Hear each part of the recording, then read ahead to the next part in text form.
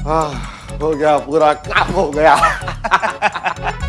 देखो देखो जॉली दिख रहा क्या? बड़ा बड़ा ब्रो, अब पूरा काम खत्म हो गया, अभी अपने को भूख लगे लिए। चलो चलो चलो, पहले तुम ही लोग चलो ना तुम लोग। नहीं, पुलिस फर्स्ट, पुलिस। क्या खाना खाएंगे? जो खाना दिख रहा है ना वो बच्चा लोग के लिए है। पहले वो लोग खाएगा, फिर हम लोग खाएंगे। अगर बच गया तो बाहर फेंक देंगे, फिर खा लेना तुम दोनों। हम क्या फालतू है क्या? ओ तुम तीनों क्या बकैती चल रही है? खाना मिलेगा, सबको खाना मिलेगा। पहले मैडम सर को तो आने दो। जाओ यहाँ से। चलो ना यार, जाओ ना तुम, जाओ ना। ये मैडम सर फोन नहीं उठा रही है, कब से हम उनको फोन कर रहे हैं, अचानक से गायब हो जाती है आजकल। क्या कभी भी आपने हमसे प्यार किया?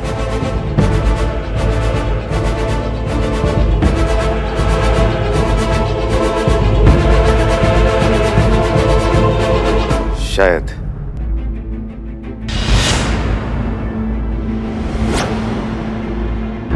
शायद नहीं अनुभव सर, हाँ या ना?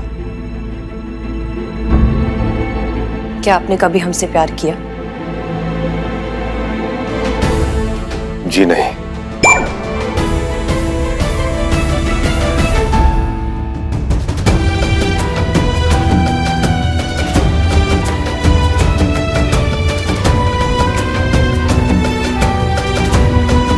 इसका मतलब अब तक जो कुछ भी चल रहा था वो सब झूठ था।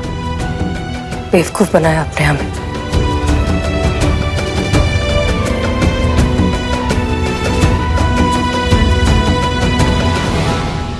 क्योंकि हमारे पास और कोई रास्ता नहीं था सिवाय इस झूठ के। और हम अच्छी तरह से जानते थे कि आप अपने पिता समान चाचा जी के विरुद्ध कभी नहीं जाएंगी। और जब देश की सुरक्षा की बात आती है तो आपके चाचा जी तो क्या, हम खुद के चाचा जी को भी नहीं छोड़ते। हमें पता था हसीना मलिक कि किस तरह की प्रतिक्रिया रहेगी आपकी, इसलिए हमने इरादे आपसे छिपाए रखे। आप जज्बात से काम लेती हैं और हम फर्ज से। और जब फर्ज की बात आती है तो कई बार जज्बात का दामन छोड़ना पड़ता है। और अब जब आप सत्य जान चुकी हैं तो हम आपको इस मिशन में ऑन बोर्ड ले रहे हैं। बाकी इंफॉर्मेशन भी हम आपको दे देंगे। चलिए हमारे साथ। हम कह रहे थे कि प्यार में हर चीज अचानक ही तो होती है। तुमको पता है हमारा लल्ला जो है ना वो भी अचानक ही आ गया। लल्ला था कि छींक अचानक से आ गया? बाप रे। प्यार की बातें है ना, आप नहीं समझेंगे, छोड़िए। एक तो अनुभव भैया भी फोन नहीं उठा रहे हैं, बताइए। हमको लग रहा है ना हसीना मैडम और अनुभव सर ना साथ में मिलकर स्पीच लिख रहे हैं। हो सकता है। कहाँ हो सकता है, स्पीच का समय हो गया। ऐसे समय में अनुभव भैया से मिलने चली गई है। ये इनका हिंदी और उर्दू का जो मिलन है ना, हमारे समझ में नहीं आता है। और ये कब तक सिखाएगी इनको पुलिस के बारे में? थोड़ी देर में ये पुलिस बन जाएगी।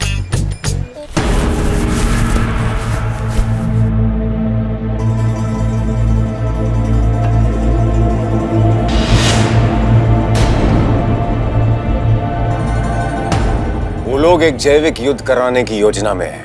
उन्होंने एक ऐसे भयानक जनभक्षक वायरस का निर्माण किया है जिसके फैलते ही करोड़ों लोगों की मृत्यु हो सकती है। और इसमें उन आतंकवादियों का साथ दे रहे हैं आपके चाचा महिपाल सिंह। इसलिए उन तक पहुंचने के लिए हमने आपके साथ प्यार का नाटक किया। महिपाल सिंह के गांव के लोगों की दृष्टि में वो एक महान आदमी है। सभी लोग इसकी बहुत इज्जत करते हैं, इसलिए हम उसे सीधे सीधे गिरफ्तार नहीं कर सकते। इसलिए हमें आपका जीवन साथी बनकर वहां जाना होगा और उसे हिरासत में लेना होगा।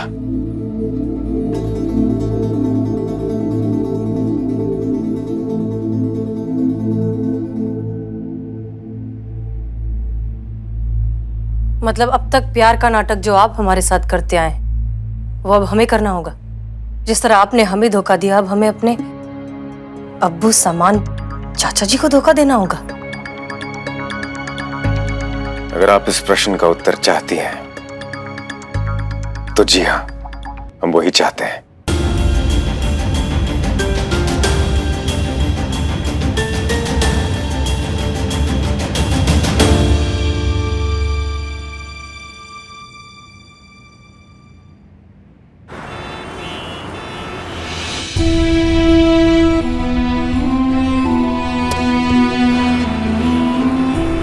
इसका मतलब शादी, प्यार, इजहार, ये जो कुछ भी था वो सब एक नाटक था इस मिशन के लिए। जी हाँ।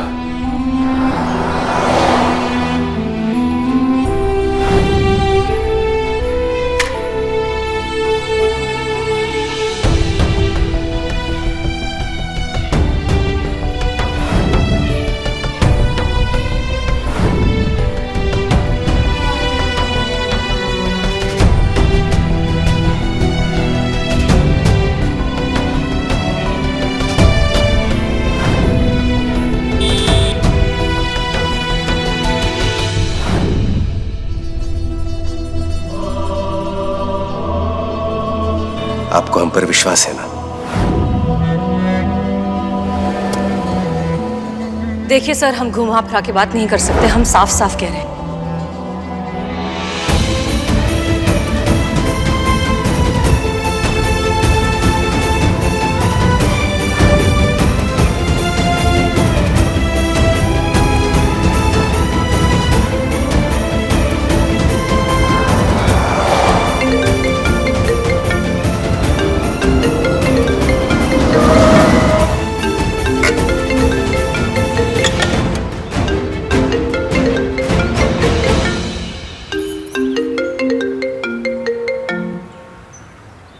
जी करिश्मा सिंह। जय हिंद मैडम सर, आप कहाँ हैं? आप फोन नहीं उठा रही हैं। आप कब से हम आपको फोन कर रहे हैं। हम डीएसपी सर के साथ कुछ जरूरी काम में अटक गए थे।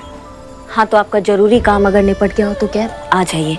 काफी टाइम से स्कूल के बच्चे स्टडी टूर के लिए थाना विजिट करने आए हैं। हाँ, हम बस 10 मिनट में पहुंच रहे हैं। ठीक है मैडम, आ जाइए जल्दी से। जय हिंद। जी।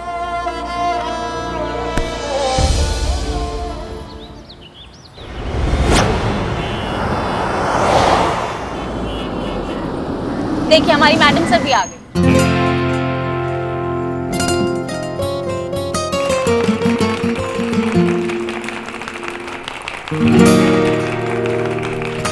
जय हिंद मैडम। जय हिंद। जय हिंद। बच्चों, अब सॉरी, हमें आने में थोड़ी सी देर हो गई। प्रोग्राम शुरू करें?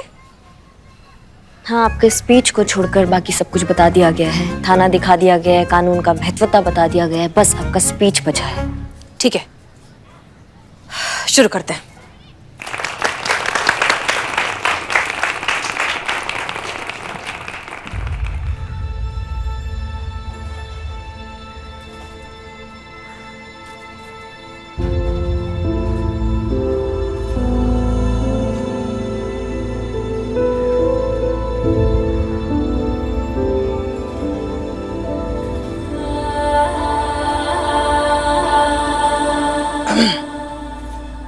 मैडम सर, क्या हुआ?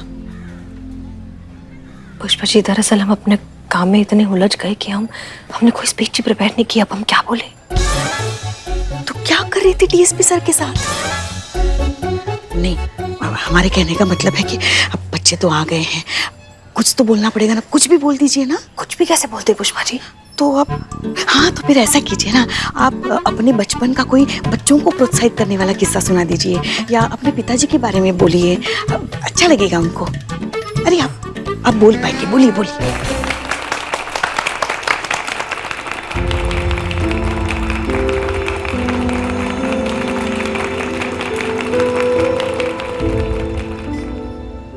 आज हम आपको कोई लंबी सी बोरिंग सी स्पीच नहीं देना चाहते।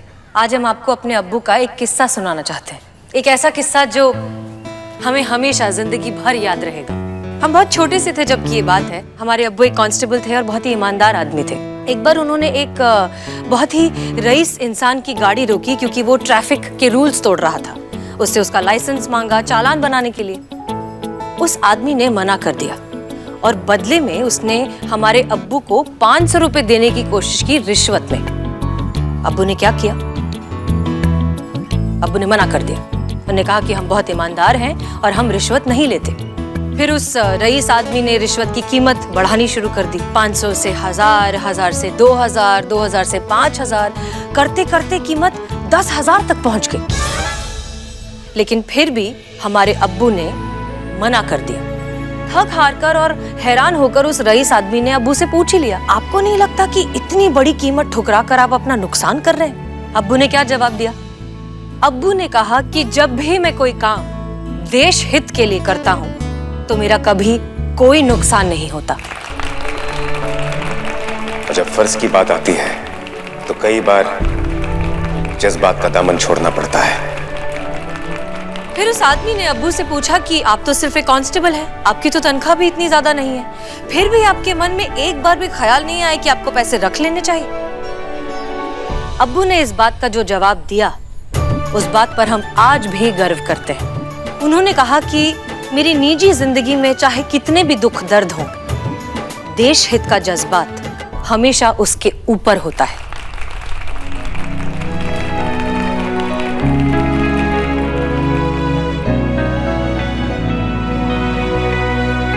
हमारे अब्बू हमसे हमेशा कहा करते थे कि जब भी जिंदगी में कोई भी उलझन सताए, हमेशा खुद से एक सवाल करो कि क्या आप जो करने वाले हो उसमें देश का भला है?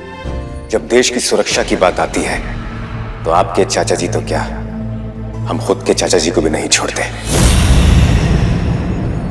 और इस सवाल के जवाब से आपकी सारी उलझनें सुलझ जाएंगी, क्योंकि एक बात तो तय है, देश के हित के आगे और उससे जरूरी कुछ भी नहीं।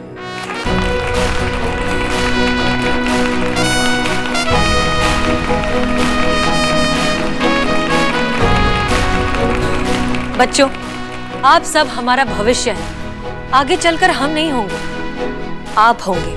आगे चलकर आप सबको ही हमारे इस देश को संभालना है, संवारना है। इसलिए जिंदगी में जब भी कुछ भी सोचना हो, कुछ भी करना हो, हमेशा याद रखिए, सबसे पहले, सबसे आगे अपना देश। वाह मैडम साहब, क्या बात है।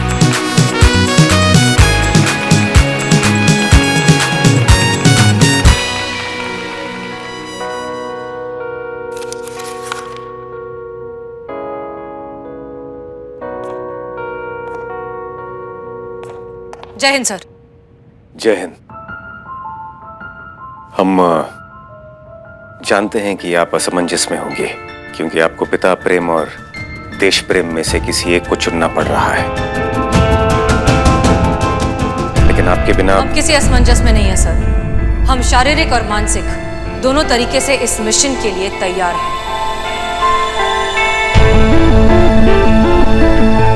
हमने चाचा जी से मिलने की तारीख भी फिक्स कर दी है। 7 तारीख को हम उनसे मिलेंगे।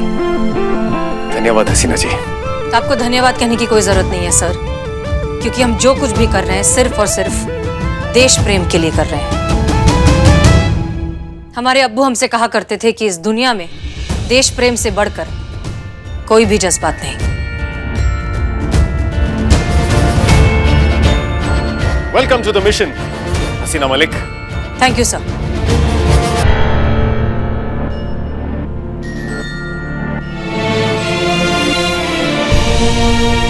अब्बू,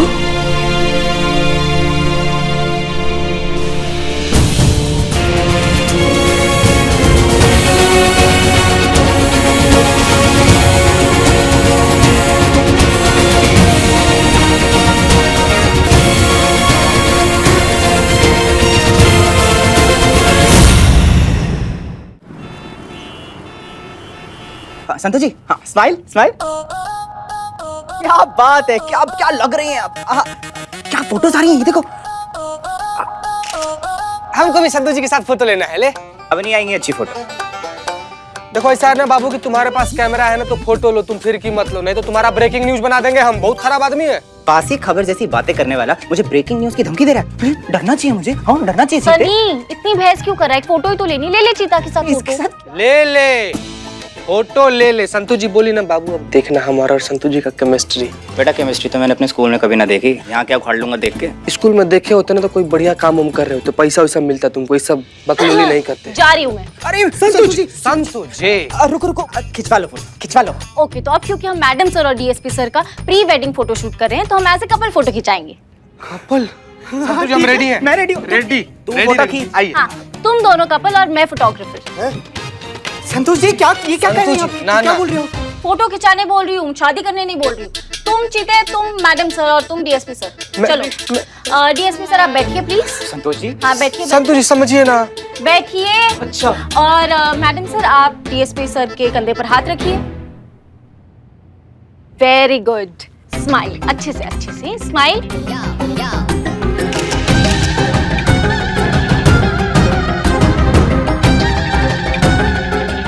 स्माइल स्माइल।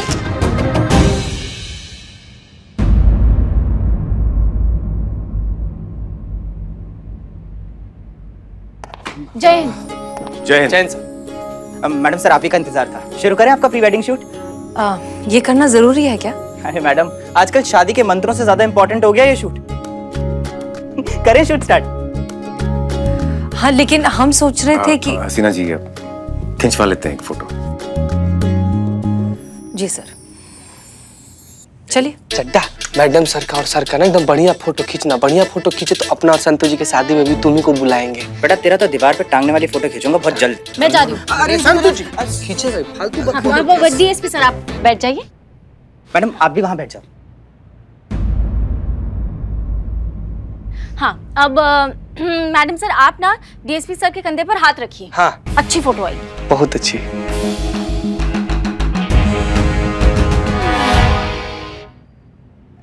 मैडम सर हम बताते हैं, देखिए।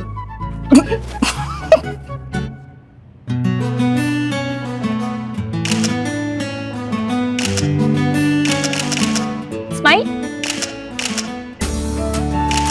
एंड हियर वी गो।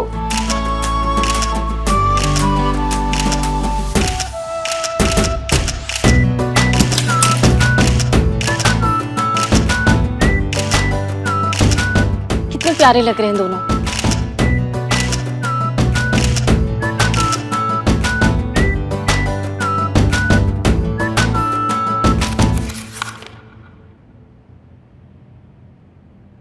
शादी प्यार इजहार ये जो कुछ भी था वो सब एक नाटक था इस मिशन के लिए। जी हाँ।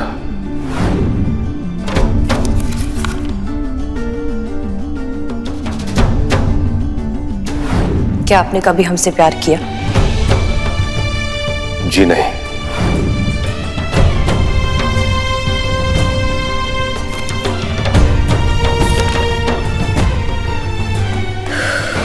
जय हिंद मैडम सर। जय हिंद करिश्मा सिंह। ये फाइल्स हेडक्वार्टर भेजनी है तो आपके हस्ताक्षर चाहिए इसमें। शुक्रिया।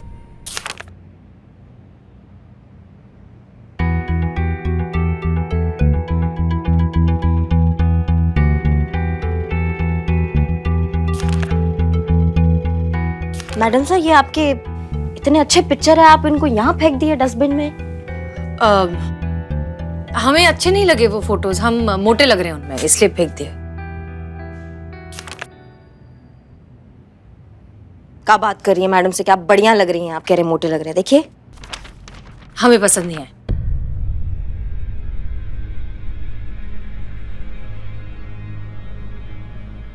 मैडम सर सब ठीक है ना आपके और अनु भैया के बीच में? हाँ सब ठीक है, बिल्कुल ठीक है। आप ऐसे क्यों पूछ रही हैं? नहीं हम ऐसे ही बस ऐसे ही पूछ रहे थे।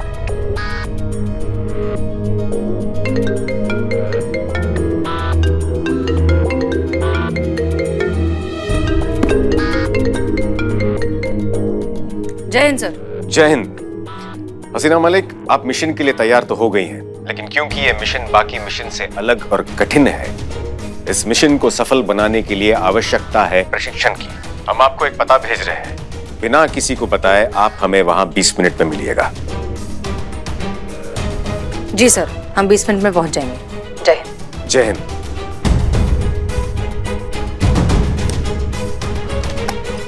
ये बाकी के साइन। हाँ सॉरी।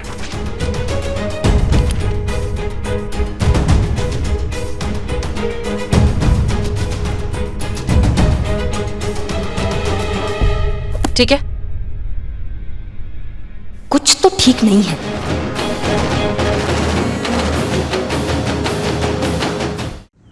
हसीना मलिक, आप जानती हैं कि शत्रु देश हमारे देश में जैविक युद्ध की परिस्थिति बनाना चाहते हैं, और अफसोस की बात यह है कि हमारे कुछ देशवासी भी इसमें शामिल हैं। यदि ये मिशन सफल हुआ तो इतने लोगों की मृत्यु होगी कि गिनना भी असंभव होगा। गंभीर बीमारियां फैल जाएंगी जो आने वाले कई सदियों तक हमारा देश कभी नहीं भूल पाएगा।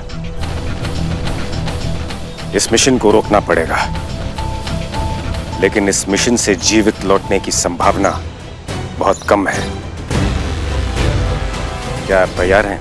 जब देश की सुरक्षा का जज्बा बढ़ जाता है तो मौत का खौफ नहीं होता सर। अगर इस मिशन में हम शहीद हो गए तो हमारे अब्बू को हम पर फक्र होगा। वो हमसे कहकर गए थे कि अपने देश के लिए अपनी जिंदगी दे देना और वक्त आने पर अपनी जान भी।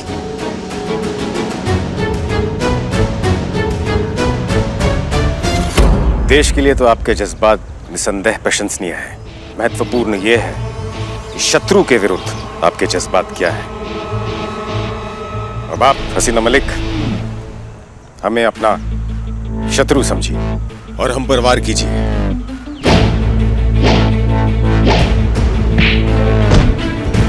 हसीना मलिक, बिना ये सोचे कि हम आपके उच्च अधिकारी हैं, वार कीजिए हम पर। वार कीजिए हसीना मलिक, शत्रु आपके सामने खड़ा है। सोचिए मत हसीना मलिक, वार कीजिए।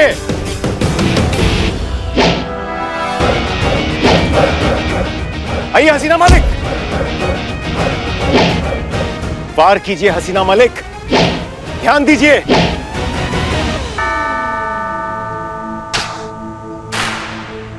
अगर आप शत्रु पे वार नहीं करेंगे तो वो आपको चित कर देगा हसीना मलिक।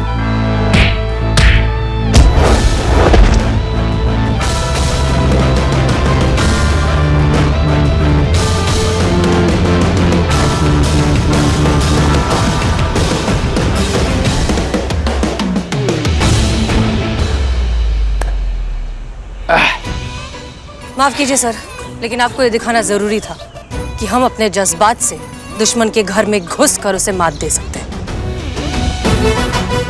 सॉरी।